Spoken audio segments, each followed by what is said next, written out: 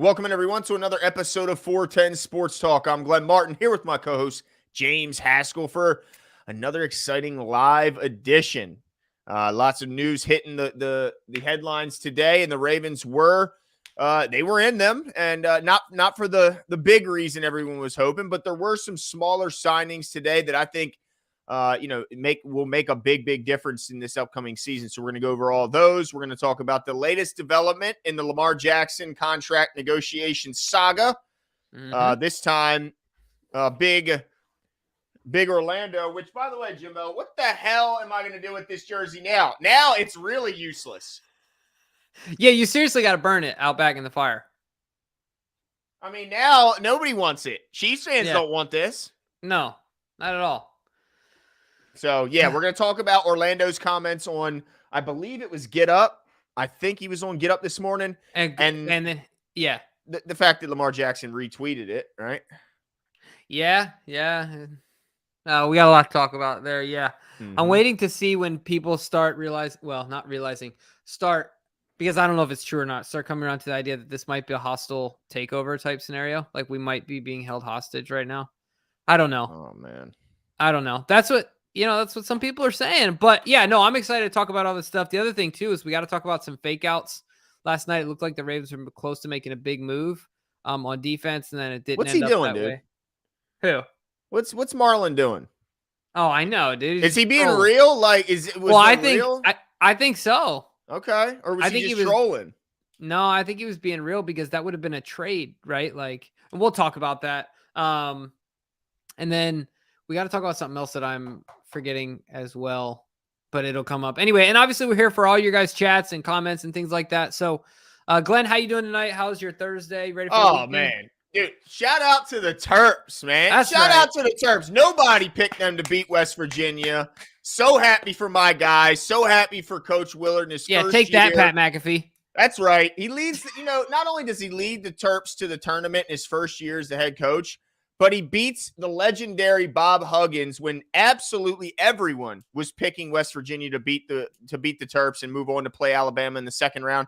And look, I get it. The Terps' gift or their prize for winning against Bob Huggins in West Virginia is the number one overall seed in the tournament, Alabama. I get that. Bring it on. Bring it on. They had 8 minutes scoreless in the first half. They somehow lead at halftime, Jimbo. That's resiliency right there. So shout out 100%. To those guys. No, I agree with you. Shout out to the Terps. And look, crazier things have happened. Princeton just took down Arizona. I know. I was watching that too. I loved every second of it. Yeah, who's to say the Terps can't beat Alabama? I mean, they're obviously very preoccupied doing other things. So, dealing with off the field stuff, off the court stuff. So look, Terps can get this done. Hopefully they do. And I like the M&T Bank is lit up red in support of the Terps and their hopeful run. So that's really cool as well. We went to Fed Hill Park after dinner tonight, and you can see the stadium from there. It was all red. It was cool. Cool. Nice. Awesome. Yeah. All right. So let's get into some of these back page signings by the Baltimore Ravens. Of course, nothing that's gonna, make it on ESPN front page or anything like that. Ticker. But yeah, that's right. Just one time around. Yeah. It's not pausing neither. It's you better catch it while it's scrolling, baby. That's right. So we got a couple of them. One of them, of course, most exciting of all, Nick Moore. Hey, do you guys know? I would be willing to bet that of the people that are in here, there's some people who don't know who Nick Moore is. And that's okay. I mean, look, that's okay. I bet if I wasn't, that'd be hard to say. But hey, if there's any guy you don't know on the team, it's the long snapper. Yeah, exactly. He's the long snapper who makes millions of dollars for doing one thing extremely well. And shout out to him. The Wolfpack stays intact. He got, a 2-year extension? I believe that's what it was. Yeah. Yeah. Yeah, and he had interest elsewhere. So, it's still it's nice to see him back. I'm sure holding for the greatest kicker of all time is certainly a temptation. It adds a little bit to the contract, knowing that you're holding for the GOAT has got to be a bit of a draw. But also, other news, Justice Hill. Shout out to Justice Hill, Jimbo. 2 years, $4.5 million contract to stay here in Baltimore. A guy that admittedly, look, I'll tell you when I was wrong. I was wrong about Justice Hill. I thought he was a bust year 1 and 2. I said, look, this guy is in the greatest running team. He's on the greatest running team in history, and he averaged 3.9 yards a carry. Unacceptable. But man, Jimbo, did he come back from that injury like a different guy? Yeah, I mean, and ultimately, even though I know there are some upticks in his statistics and things like that, it was so clear. All you had to do was watch the tape. Yeah. Just if he had been given more opportunities, I think his play scales well. And so I think that's really what has the Ravens excited. And I think it's good on him for doing a 2-year deal, because this will give him an opportunity to continue to prove it, not be locked in to something that's longer. It's a win-win, right? Because then it allows him to hit it even bigger if he continues to move in this way before he's above that dreaded 30 and things like that for running back, and hopefully hit it one more time. So yeah, I'm super happy for him for coming off that injury and proving, us certainly wrong, because we were not happy and a lot of other people. So shout out to him. And let me tell you what, whatever in this system, Jimbo. Yeah. But I'll tell you what's fun. Whatever they have him listed at, yeah, don't believe. I saw him at Blue Moon, dude, years ago. And I was like, this dude is not, I mean, whatever they have him listed at, he's like my size. So shout out to him, dude. Like he's working his butt off. The other, let's see, is there another signing that I'm not? Well, it's real quick. I want to get you. They bring back the whole backfield. I mean, that's got to get Todd Monken excited, especially, and it's got me excited because this is a team I think that has been desperately missing involving the running backs in the pass game, and now you bring back Justice Hill. I think they could be I mean, Gus Edwards underrated as a pass catcher. J.K. Dobbins, I think everybody already believes he's pretty good at both run and pass. So, man, I think this combination could be right up there as one of the league's best. And just like you said, Glenn, I think continuity is something. It's important and valuable. So you have some continuity at the offensive line. Obviously, Powers is gone, but it looks like 4 out of the 5 starters are going to be there, and then you have the running backs. So that's a lot. That's a lot for a new OC. Kick return too, man. You got some kick return depth. Yep, absolutely. So we're happy about that. Let's see. Any other signings? Yeah, Geno Stone is back. Right. They decided initially it didn't look that way, right? Yeah, well, they didn't put a tender on him at all. They bring him back though, and they bring him back with I believe it's just a 1-year deal. But I mean, Jimbo, the fact that they're losing a guy like Chuck Clark on the back end of that defense, the steadying force that he was at safety, we already know what Geno was able to do to step in for Marcus Williams while he was out, and how well he played in a role that I think is even less fitting to him than the role he probably would be forced to step into if need be. Now, to know that we have that guy to either step in for Marcus or to step in for Kyle Hamilton, or even play with those guys and allow Kyle Hamilton to go back into that role similar to what we saw this year, I think that's a sneaky big signing, Geno Stone. Yeah, no, I agree. A lot of value there in that deal. I mean, the kid is just all instincts and heart. I mean, yeah, people will say it over and over again. I know we said it when we were scouting him in the draft, and the Ravens ended up drafting him. Not the ideal physical features for a safety, but absolutely has shown above average, well above average instincts. And he seems to get better every year. So I'm excited about that as well. Looking forward to what he can do. Obviously, we want to see him on the field only in a minimal basis, right? Because that probably means someone's hurt. But maybe not if Chuck Clark's not here.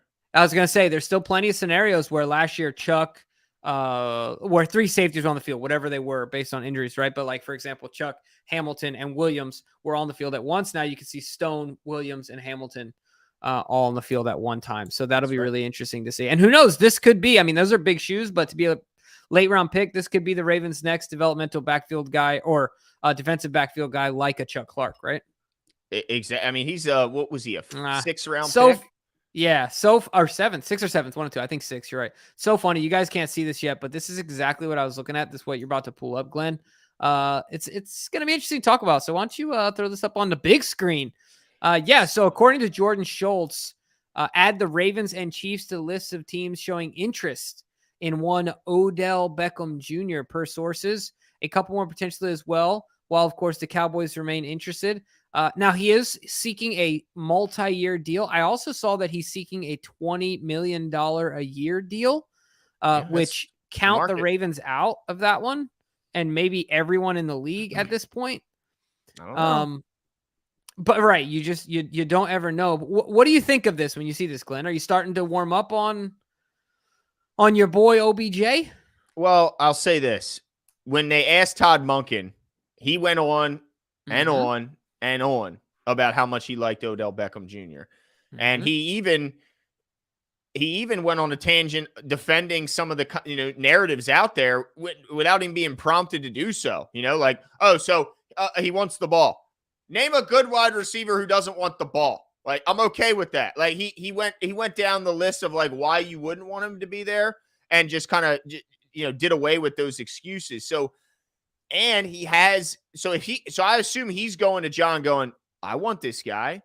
This guy would help us. This guy could make us a lot better. And I'm sure Eric DaCosta and John, value his opinion. So seeing as though he's worked with the guy in his time in Cleveland.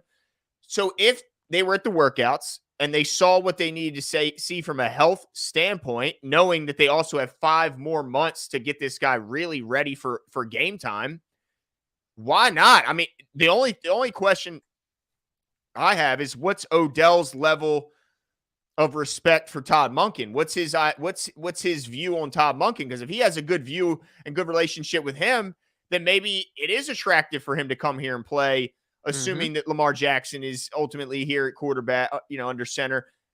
Hey, maybe it's not such a long shot now that we got a guy in house that he might respect from a passing game standpoint. Yeah, it will be really interesting to see how that goes moving forward. And at what point does desperation get to the front office? Does it? I don't know. I mean, I think that ultimately everyone's humans. And so you start to hear things and everyone makes decisions in a flawed way, right? Like no one's decision-making process is perfect. So at what point does desperation and opportunity hit an intersection and the Ravens are like, all right, look, we can't groom them, so we might as well buy them as far as wide receivers go.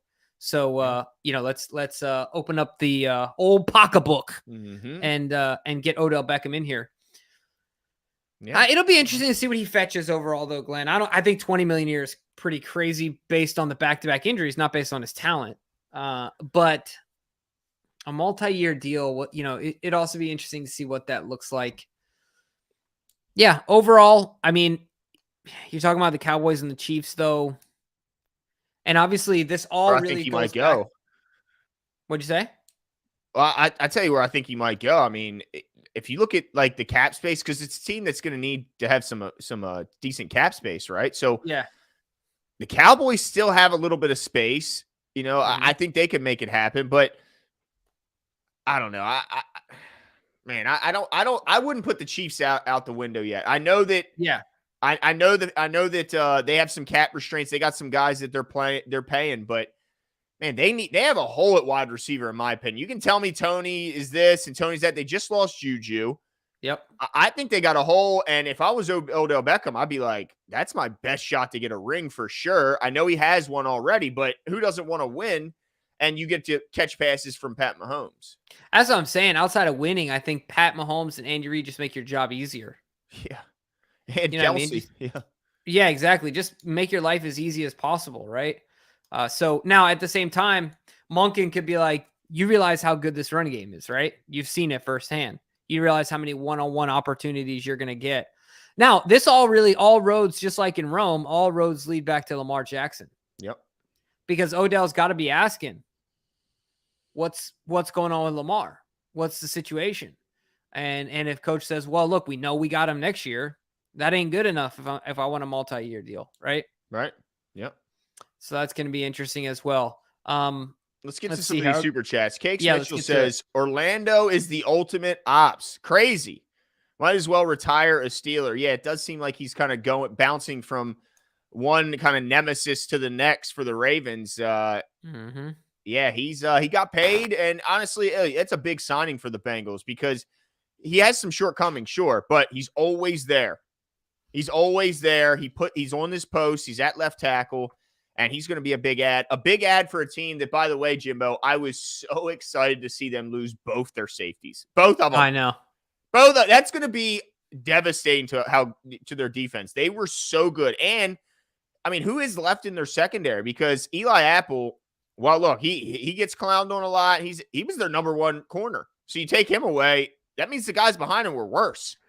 Yeah, no, that's absolutely true. And look, they paid the price for a guy like for a guy like Orlando Brown. And we'll see if it pays off. I certainly think it's rich I think he's an above average player. I don't think he is Ronnie Stanley, but I just want to put this up on the screen because this is what everyone's going to be talking about, right? And this is, you can see here, this is Odafe Owe beating him at the drop of a hat. I mean, this is just that's yeah. That's impressive stuff. So obviously Orlando's done a lot more in his career than Odafe, but I'm excited to see the matchup. Yeah, it's going to be. The storyline is going to be compelling in that obviously Orlando with the pick we got in return, we ended up getting Odafe. And if you remember the Chiefs game we were at early on in year 2 for Odafe Owe, right? No, we're in year 3. No, but that was what 2 years ago we went to that game. That was his rookie year. That was his rookie year. That was his rookie year. Yeah, the Chiefs. Yeah, game. I mean he was eating Orlando Brown Jr. alive for a decent amount of that game. Yep. So look, speed is probably not his strong suit. It's still an upgrade. Still long. He also finds his way to keep his hands on you. He's a good player, but I mean, I thought it was funny that Kevin Oestreicher put that up as soon as that deal was done. He was like, "Well, let me remind you guys of something." So shout out to Kevin for that one. Yes, sir. Yes, sir. Yeah. All right, and then we're gonna get back to Orlando Brown, some of the comments he made in a second. Tyler.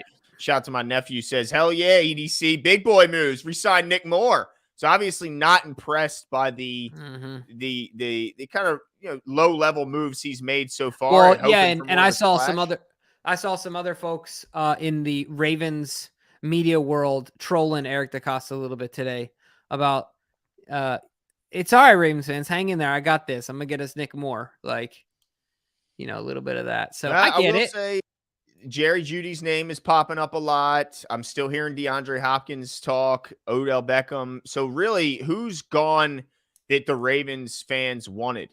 Who's off the market that Ravens fans were hoping for? Yeah, I mean, did you want I don't know of anybody. Jacoby Myers? Did you want Juju Smith-Schuster? Right. I would have taken Juju, but sure. I'm not like I don't care. Yeah, you're not in love with him. I mean, it's not like same thing with Allen Lazard. Missed out on him. Right. Yeah. Oh, Allen Lazard. I mean, we all know he had no chance of going anywhere but New York. Yeah. So, I mean, look, I agree with you. I think the biggest names are still out there. Look, I think in this situation, Eric DeCosta is a bit of a crocodile, right? He has to sit and wait and make the best of his opportunity, right? He can't just be going from one thing to another because he only has so much money to work with. And when he hits, he's got to hit it right. Well, can he really jump out there on anything with the uncertainty of whether or not he's going to have to match a big front-loaded contract for Lamar? Like, doesn't he have to kind of hold his cards until he finds out what's going on with Lamar? Yeah, that's got to be a piece of it. Or with the money he has, be very, judicious with it and just say, look, this is what I can do. Bam. This is what get in, get the deal. And that's it. The door's shut. That's all you can do with what you have. Yeah. But yeah, you're right. I mean, it all comes back to Lamar Jackson ultimately. Yeah, it all seems to go back to the quarterback. It's always I don't know. That guy. I don't know. Maybe Ravens fans will fry me, but I don't know how much longer the majority of fans will just keep dealing with this, and I'm not blaming Lamar for it. I'm blaming the Ravens and Lamar, like them as a negotiating partnership. Like, figure this out because you're hurting the team. Ultimately, if we're Ravens fans, Yeah, well, you could be missing out on a player because you could have a cap number that's down here, but you don't know it's down here, and you have to prepare for if it's going to be up here. So you kind of have to sit on your hands. Knowing it's almost like this. Let me ask you this: if you put your Eric DeCosta hat on, we'll shave your head real quick. So I was going to say. Yeah. Oh gosh, you get one of those masks that just make that just make you look bald. That would work. But what's worse, Eric? This is the question: giving Lamar $50 million a year, and knowing what you have as far as a budget, or having the reverberation of not knowing what's going on at quarterback, not knowing how much money you have to work with, and trying to figure out free agency and roster moves. Like, what's worse? Well, that one is a short-term problem, and the other could be a very long-term problem. That's a good point. But if it's a short-term problem, it's only got a long-term solution in that it's going to turn into the long-term problem, right? Oh, certainly. If he decides, all right, I'll play this year on the franchise tag, then it's a long-term problem. Right. So I don't know. It just that kind of goes, and the scales change for me in my head. But at some point, and look, we've talked about this. Our feelings change towards every day. Sometimes I just be like, just look, Steve, just give him the check. I know. It's give him the dang check. Yeah, King Tay says, forever dreamers, Twitter changed its colors. I'm not really sure. Help me out here. So this is where we need DK. No, Glenn, this is Okay. yeah. No, I don't know either. But I would say that you'd probably have to be counted out of this one, right? Why? What do you mean? Like if it's just a shade of blue that they changed. Oh, they're talking about. I don't know if you're going to pick that one up. I thought changed its colors as in like a change of heart, not like literally changed. But Twitter, I thought it was like a branding thing. Like Twitter changed its colors. I don't know. I don't know either. King Tay, follow up with us. I think we're probably both missing it big time. This is why we need DK. I feel like we're both. This is to keep us up with cultural events and things like that. Yeah. Yeah. Because I have no idea. Sorry, King. I have no idea what that means. I'm probably just stupid. Laura says, I have to be honest to say I'm concerned about the Ravens locker room with everything going on. It has me very stressed out. Yeah. Join the club, Laura.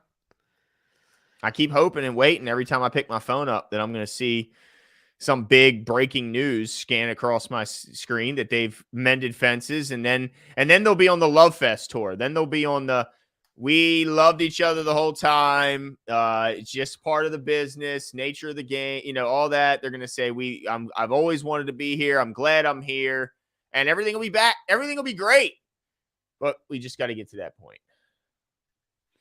Yeah, I'm hopeful that that's the case. We'll see when we get there. Speaking of former Ravens, though, I guess we got to give a shout out to Hayden Hurst as well. Got a 3-year deal with the Carolina Panthers, even though he now apparently hates the Ravens. I mean, goodness gracious, he did nothing but mock the Ravens or the fans every time he got the football, even if it was only a 4-yard gain. Every time he played us, he was proud of himself, but I don't know why he would be mad. I mean, he got beat out by Mark Andrews. He asked for a trade. I think he feels like he just didn't get the opportunity. But they gave him a great trade. They traded him to a great destination, a tight end friendly offense with a Super Bowl, level quarterback. Yeah, Anyway, not here to talk about him. But all right, let's get back to what we're here to talk about. Yep. What are we here to talk about, Glenn? Well, I just want to show you a little video today. All right. Is this video going to make me excited or no? But I want to say this. It's kind of the audio is not very good. It's not my fault. So don't. It's not my fault. Don't hate the player, as they say. All right, here we go. I'm just trying to hate the player, hate the audio. All right. Yeah, exactly. Because it's almost like I think it was Sarah. Was it Sarah? Oh, no, somebody else. Sarah retweeted it. Okay. So, but whoever it was, it's like they literally recorded it from their television screen. Yeah. Right, here we go. So Orlando Brown was asked, of course, naturally, doing a tour after celebrating his signing of a contract with this guy's name. Sorry. With, Joel's weed guy. Oh, yeah, that's good. But yeah, he's doing a victory tour of signing his contract, and he was asked about the Lamar Jackson situation. Jimmy, let me know if you can hear this, okay? Yeah, we'll do. I don't know how much you know about the current situation. Do you expect him to figure something out with Baltimore? Yeah, I mean, honestly, I don't really have an answer for you on that one, but I just feel like, man, at this point in time in the NFL, I do believe that fully guaranteed contracts should definitely be something that we're discussing. And someone like Lamar, his status, his ability, the things that he's shown as a leader, his qualities off the field, I don't know if there's anybody more deserving right now than him. Maybe some other quarterbacks that are coming up, but I would personally believe he definitely deserves fully guaranteed deal. Okay. Yeah. Did you hear it? Could you make out what he was saying? Yeah. Okay. Yeah, I had to turn my volume up a little bit, but yeah, for sure. All right. So, that was the comments made by Orlando Brown on Get Up this morning. And then, of course, when Lamar Jackson heard them, he also tweeted he retweeted it with this caption here. I'm going to put this back up on the screen so you guys can see what I'm reading. It says, first off, Drip, congratulations. 2 times, big bruh. When this is all said and done, I feel bad for the rest of the 31.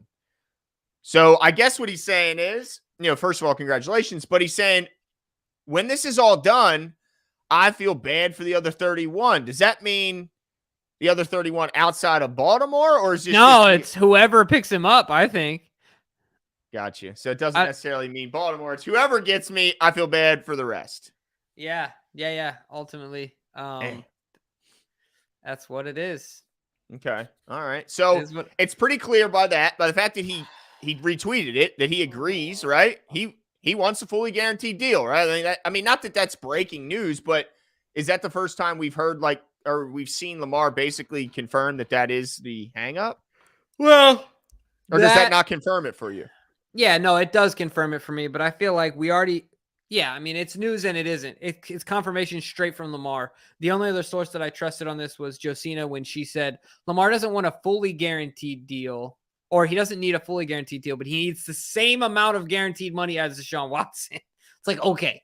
Yeah. Well, then it's the same dang thing, in a lot of ways. Yeah. Maybe some more, manipulation you can do to the cap and things like that if you don't have if you have some portion of it that's not guaranteed. Ultimately, though, the cap hit's going to be the cap hit. So, yeah, he's confirmed it, Glenn. I don't know what else to do anymore. I am so numb to it. Yeah, he has confirmed it. And so just so we can see what those deals are, I like that Albert Breer finally put this up here. So this is the full guaranteed contracts currently in NFL history. So now, correct me if I'm wrong, Jimbo, but was Deshaun Watson not signed before Russell Wilson, before Kyler Murray got his deal? And I could be wrong about this, but was it not even before A-Rod got his? I believe so, yes.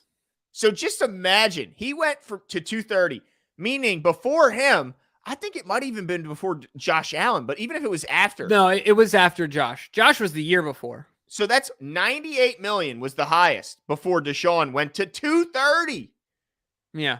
That's insane. That is so crazy. So this is why, right here, owners they want to call that the outlier, and they don't want to call that the new norm. They don't want to call that the precedent. So that kind of shows it right there, what owners are scared of, because if one more guy gets it, whether it's Lamar or if it's Herbert or if it's Burrow or Hurts, if any of those guys get it, then everyone gets it. And that's the apprehension from the owners.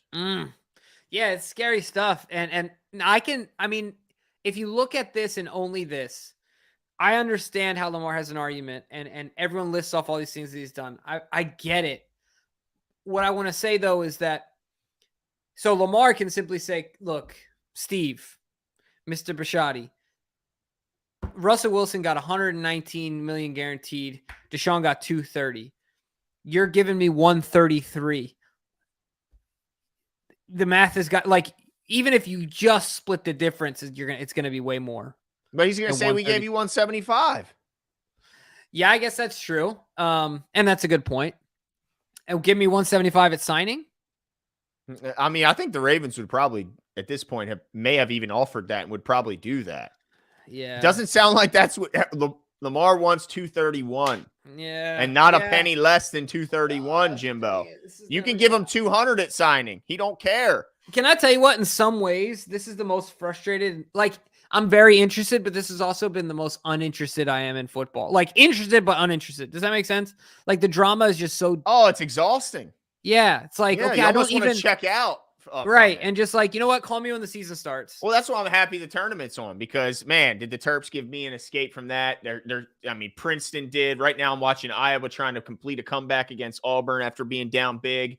Yeah. It is giving me the escape. Adam78 says, do you think GMs has lost interest in LJ's leadership-wise from those cryptic tweets he sent out at Adam Schefter? Do you think Certainly none of this is helping? None of it is helping.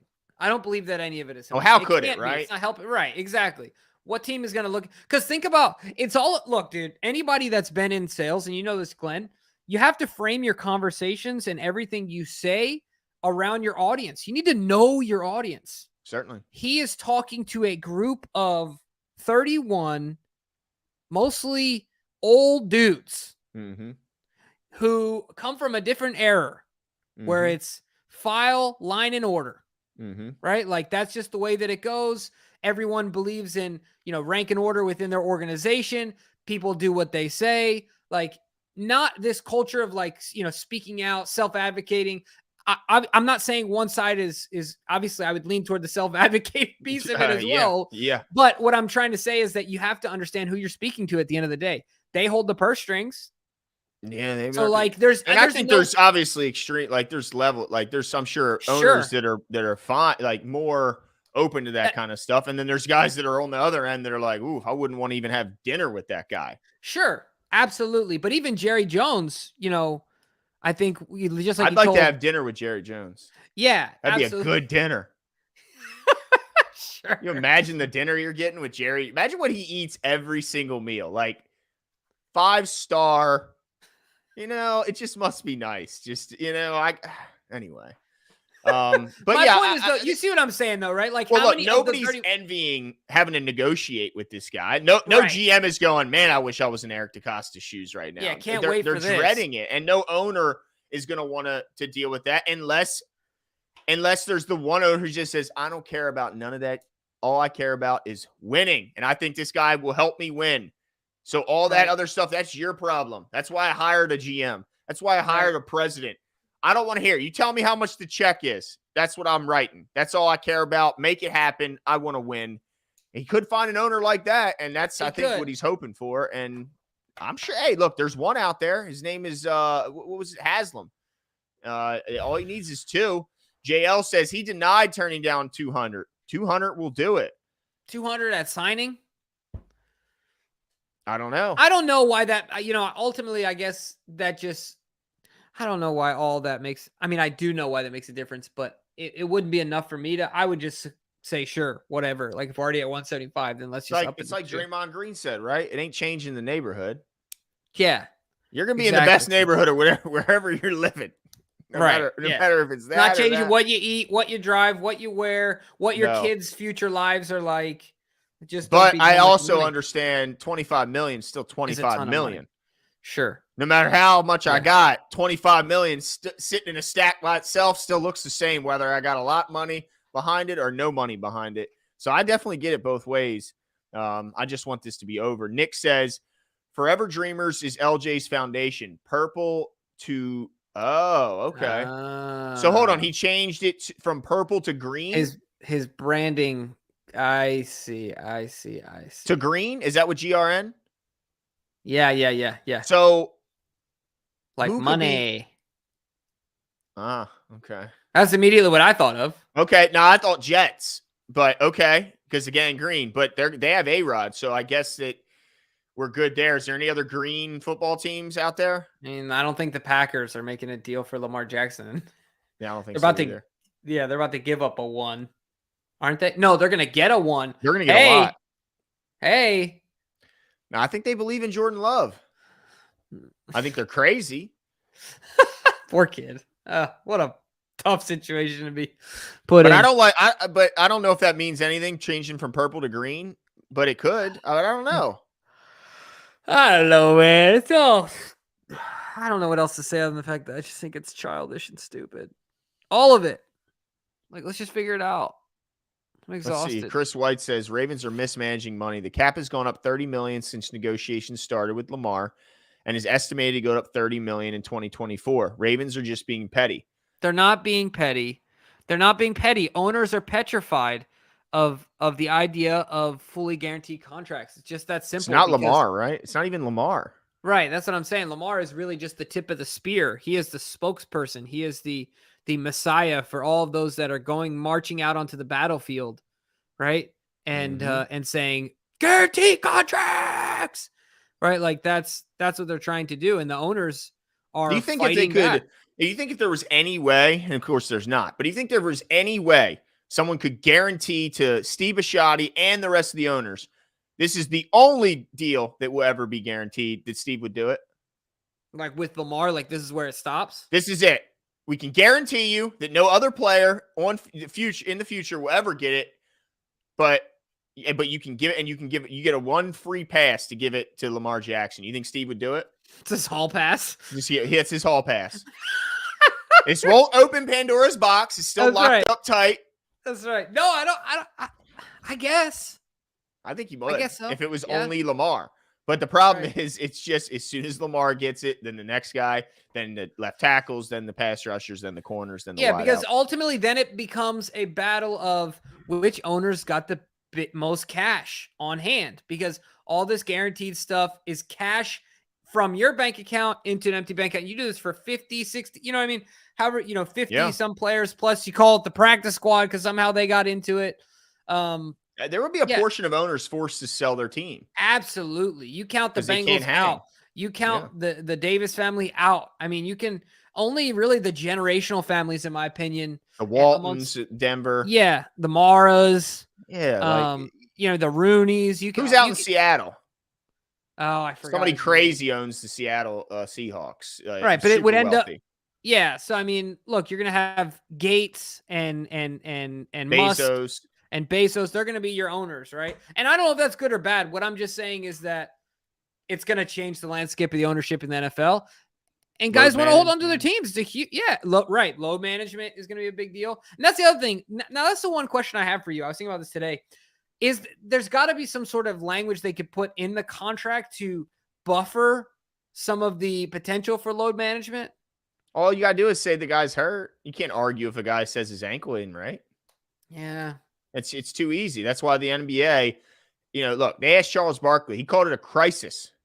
They ask any of the old veterans. They call it, it's ridiculous. They all just crushed the load management part of it. They said, look, Richard Jefferson, look, we had one trainer when I was playing, one trainer on the whole team. Now we have a nutritionist. We have a training staff. We have this, we have that. And numbers haven't decreased. Things haven't gone down. What has gotten better is like surgeries improved and things. Yeah. But injury rate has not. No. decreased. So it's not, all it is just, it's when that kid or that, that family gets to go to one game, there's a chance that they're not going to see their favorite player because he's sitting, he's resting. Yeah. And that's what I think would come to the NFL if they did that. And I think that's what owners are terrified of. There's just no way you can't tell a guy, if he tells you my knee ain't right, you can't make him play. So there's just no way to manage it. So, yeah. Anyway, you know what? And let me just say this. We won't go on a whole tailspin here, but it's really unfortunate. It's a bummer because you miss something in today's athletics in that athletes are now so separated from the entire society from a young age once they're identified as a really good athlete, because then their perception or understanding of the things that you're talking about goes away.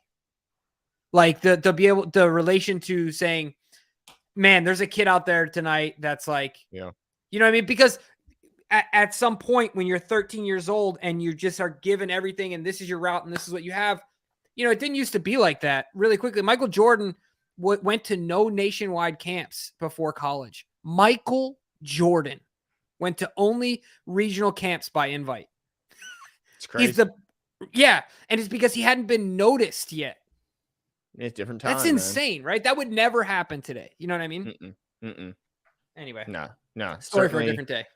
Yeah, certainly a different time. Now, do you still see potential for the Ravens signing a player in free agency, or do you think their route? I mean, and when I say a player, I don't mean, obviously Nick Moore and all them. We think they're important and all that stuff to a degree. But appreciate you for your service. Yeah, exactly. But do you find that they're going to only be able to help this team in, again, as far as a big name goes, in in trades or in draft? Or is there a free agent that you look at as, man, that's a kind of a big name that I would have taken a look at? Is there a guy out there? Is there a quarterback out there? Oh, geez. So you're saying, I think that, look, let me answer your question like this, Glenn. Via free agency or trade, I'm not saying the draft. By one of those two ways, I think the Ravens will make a front page signing from a wide receiver perspective, and I believe it's more likely that it's a trade than a free agency signing. I'll add one Let me give you the caveat. free agencies. Then you can Yeah. tell me Odell Beckham, Yep. DJ Chark, McCole Mm-hmm. Hardman are the top 3 free agents remaining. And it's a huge drop after those guys. Then you're talking Jarvis Landry, Adam Thielen, and Kenny Galladay. I think Thielen is front page news, don't you think? I know he's old, dude, but for the He's Ravens, it's certainly 33. front page news. And for the Ravens, he would get it's the perfect same for stuff. the Ravens. Yeah, I mean Right. they would all the fans bring in another threat, and I think he adds something for possession receiver. Yeah, I wouldn't be thrilled. I think Ravens fans would be pissed. I mean, so I'll say, yeah, like I said, I think the only caveat I'll give to my answer in it being in a trade is that this list could change after June 1st, after other guys continue to get cut and things like that. So this could change a bit, but I think I could be really optimistic, Glenn, but I think 2 players come to my mind that I feel are the highest likelihood of the Ravens getting a deal done for. And that is DeAndre Hopkins or Jerry Jeudy. I think one of those 2 players, I might be out on a limb and people might think I'm crazy. I think one of those 2 players ends up a Baltimore Raven. That would be nice. Who would you, if your preference? D-Hop. Okay. Even though Jerry Jeudy is far younger. Yeah, I think D-Hop is just more of a known commodity where Jerry has shown, he's flashed and things, but we've never really, I don't think we've ever seen him in what we would consider an established situation where all the ducks are in a row and he's got a quarterback, right? Like even last year with Russell, it was like this weird whole thing that was going on. So D-Hop is just a dog, dude. He reminds me of Anquan Bolden in so many ways. No doubt. I think he fits play like a Raven. He'd be beloved here by fans. I got a couple other names that are currently free agents at different positions I want to bring up. But Chris White says we need to trade for Derrick Henry. No, we don't. Yeah. No, we simply don't. We got a monster running back room, and he's very expensive. Yeah. I think he's more on the books than all 3 of them times 2. He would be like paying 6 of our running backs right now. He's plus 12 million, right? And Gus Edwards is as close to Derrick Henry as far as stature and running style that you'll see. Now, and of course, Derrick Henry is one of them, but But I mean, if Gus is, I was going to say, even from if you look at it from an efficiency standpoint, Gus is also right there. Yeah. So, I I don't think they need to pay Derrick Henry. I'd like to see him in Denver to be the hammer for those guys up there. Oh, P. Ryan's gone. P. Ryan's off to Denver. Yeah, that's a big loss for them.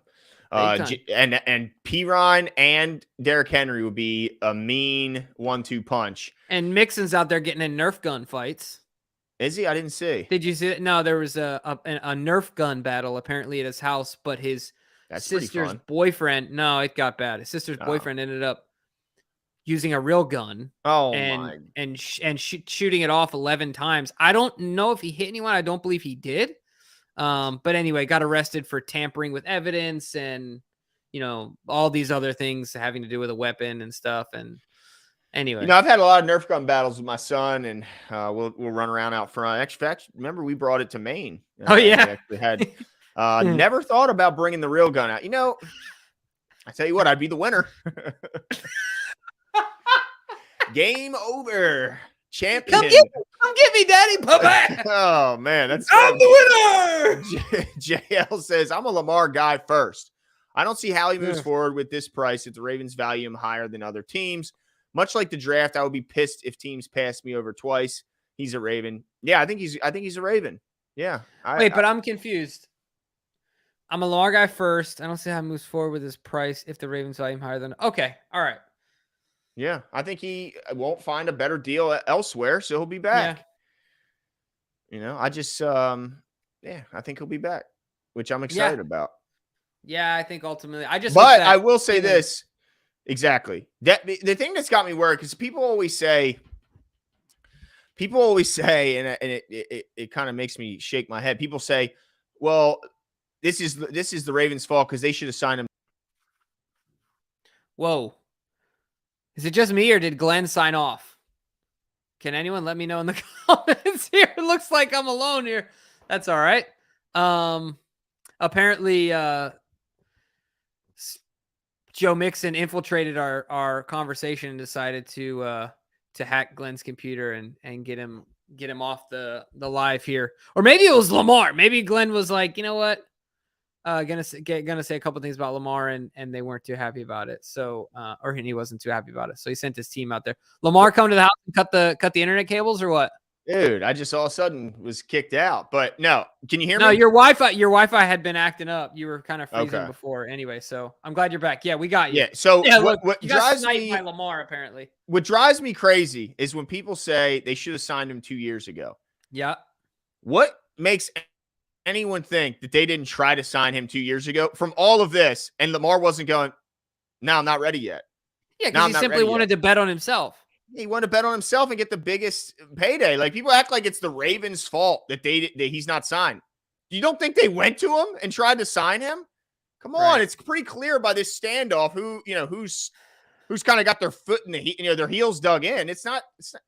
Come on, it's Lamar Jackson wanted the most possible money, and he knew that on the trajectory he was playing with the MVP season under his belt, and that he was going like this. That the longer he waited, his money just went up like this. So he didn't want to sign.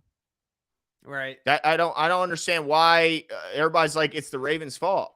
The Ravens, I'm sure, would have danced if they, danced the contract right up to him and said, please. But he said, no, I want to wait because I know my trajectory's going like this. And I know every quarterback that gets paid drives my price up.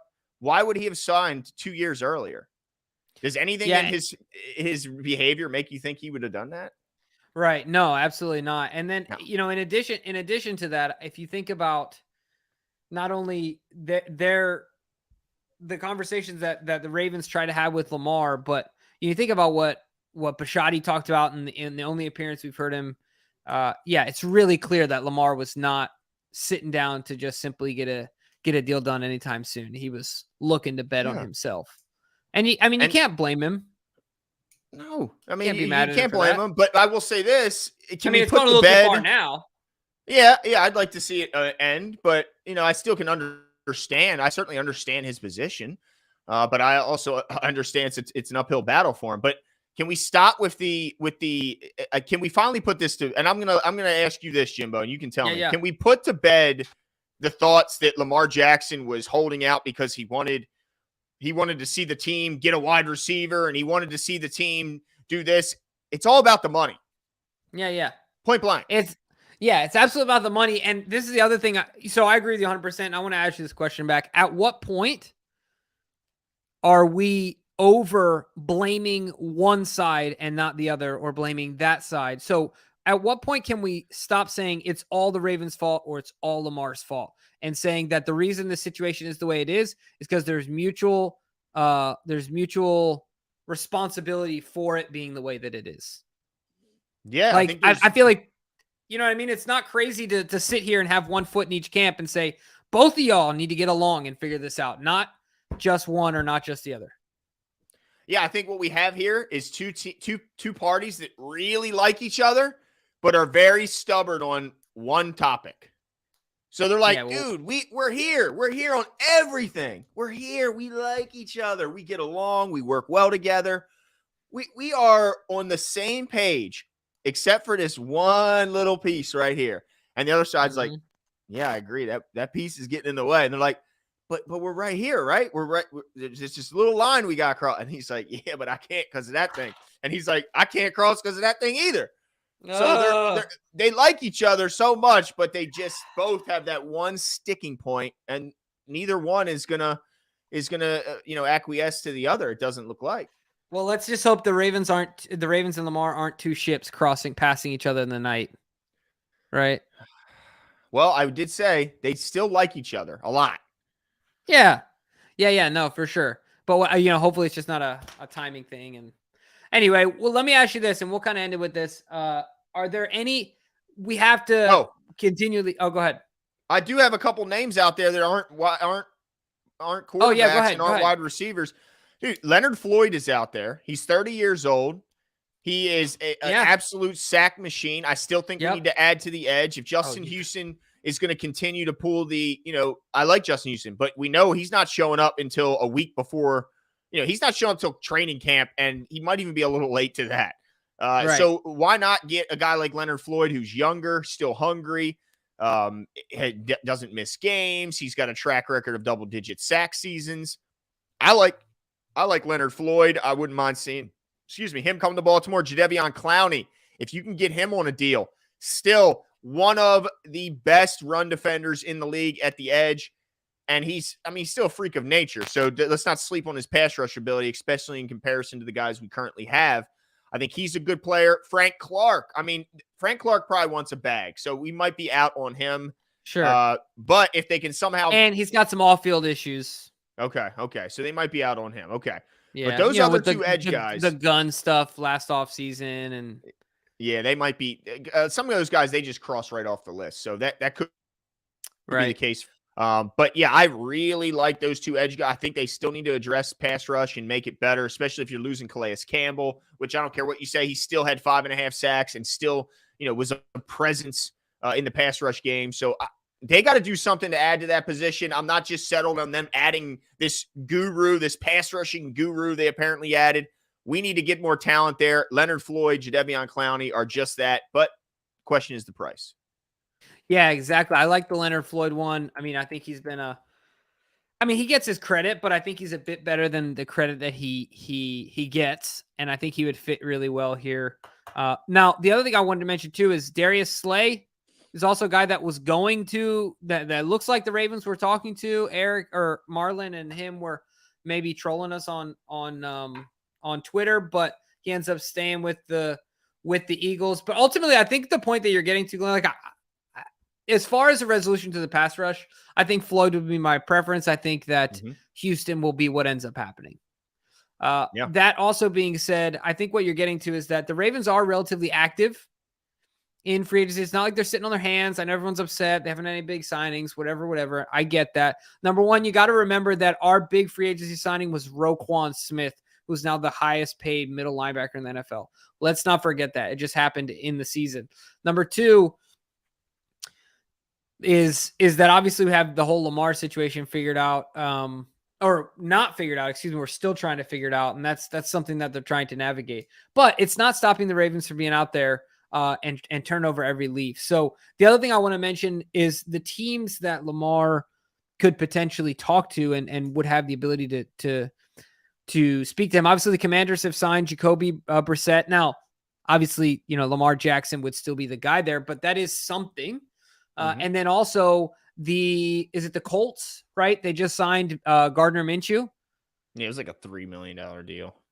Sure, but it's still something there, right? That they could see it as a bridge scenario till they find the right guy. One of them being a reason that Lamar can't come. No, absolutely not. But it is them addressing their quarterback room in some way. I'm trying to make myself feel better is I guess what I'm trying to do here. It's the Commanders are still a very real threat. The Colts are still a very real threat. Except that the one thing I don't know, because I don't follow the Commanders as closely, all I know is that the other day I was down in Sterling, Virginia, and I passed the Commanders practice facility, and it looked like the largest blow up facility. Like it looked like a jumper, like a bouncy castle. It was just a blow up bouncy castle. Yeah. Domes that kind of blow up looking. Yeah. It looked embarrassing and sad. Like really, really. So I don't know how much money Snyder's got now. Obviously he could just do all this and then sell. And I know Irsay's got money because they're a generational team, but I don't know. You never really know at the end of the day what they've got sitting around. So to me, the Colts I'm more concerned about than the Commanders. Because they're so desperate to get it right at quarterback, man. So desperate. They are. And they've been struggling after looking like the luckiest team at the quarterback position, going from Peyton Manning straight to Andrew Luck. They've been on the hunt, and that's what I'm scared about, for the Ravens. If they ultimately lose Lamar Jackson, could they be the Colts, coming up, where the Colts have just been, they've been grabbing old guys off the market. They've been a massive, bust. They're wasting their young running back without put a quarterback in front of them that can and really that solid offensive line. Yeah, like Quentin Nelson. Who is he blocked for? It's like it's a shame they're wasting a Hall of Famer. They just can't find a quarterback. So I'm nervous that could be the Ravens' future if they can't figure out this Lamar Jackson thing. But yeah, they could screw the Raven or screw the city of Baltimore once again. The damn Ursays or Snyder up the road here. That's the two teams that got me the most scared. I don't see many other teams having the cap space and the want to go out and make this move happen. But those two teams could do it. And man, I tell you what, if it was one or the other, even though proximity wise, Washington's closer, at least they're in the NFC, at least it could kind of be a little bit more out of sight, out of mind. I definitely don't want to see him going to the damn Colts. Ugh. Yeah. I mean, obviously I don't want to see him going anywhere, but yeah, right. No, thank you. That would leave a bad taste in mouth and be a tough pill to swallow. So, it's going to be interesting to see what happens. Obviously we got the weekend ahead of us and things will continue to heat up. Well, we hope anyway that this comes to resolution. Let us know what your guys' thoughts are. I mean, it was a fun night tonight. I'm interested to. So I think officially tomorrow, next week, we have to, Glenn. We got to dig into the draft. I know Lamar's been taking up a lot of our headspace. Our guy is back. I don't know if you saw.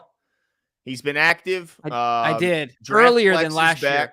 Yep, DraftPlex is back. I'm sure we're going to be getting reaching out to him, get him on here again. It's the the foremost expert on all things draft related and can certainly predict where guys are going to go better than anyone. So we're going to get him on the show and make sure he breaks it down position by position. Ravens have limited picks. Looks like next year they're going to have a ton with all these comp picks that are rolling in. But this year with just 5 as it currently stands is an important draft. They got to nail it. Will they trade back, try and accumulate picks? We're going to get into the draft, like Jimmy said, starting next week. But, of course, we're always on Lamar watch. That's right. We're always on Lamar watch, and as soon as anything changes, good or bad, we'll certainly be back to let you know. We'll talk to you guys soon. Have a great weekend. We're out of here. See you.